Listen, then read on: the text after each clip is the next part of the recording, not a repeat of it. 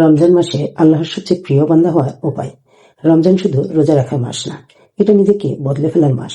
এই মাসে ছোট আমলও অনেক বড় হয়ে যায়। তাহলে কিভাবে আল্লাহর সবচেয়ে প্রিয় বান্দা হওয়া যায়? সবকিছু শুরু নিয়ত থেকে। রোজা, নামাজ, দান সবকিছু শুধু আল্লাহকে খুশি করার জন্য। 5 ওয়াক্ত নামাজ ঠিক মতো আদায় করুন।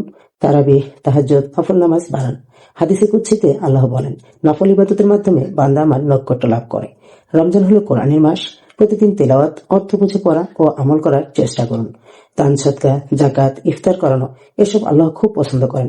গোপনে দান করলে সেটা বেশি কবুলের আশা থাকে। শুধু খাবার ছেড়ে রোজা নয়, মিথ্যা, গীবত, চোখের গুনাহ, রাগ সব নিয়ন্ত্রণ করা। রাসূল পাক সাল্লাল্লাহু আলাইহি ওয়াসাল্লাম বলেছেন, যে ব্যক্তি মিথ্যা কথা ও কাজ ছাড়ে না, তার খাবার দাবার ছাড়ার প্রয়োজন আল্লাহর নেই। রমজান ক্ষমার মাস। প্রতিদিন কাঁদতে কাঁদতে বলুন, হে আল্লাহ, আমাকে মাফ করে দিন।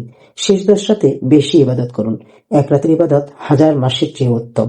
মনে রাখবেন, আল্লাহর সবচেয়ে প্রিয় বান্দা সেই যে তাকওয়া অবলম্বন করে, গোপনে ভালো কাজ করে এবং মানুষের সাথে সুন্দর আচরণ করে।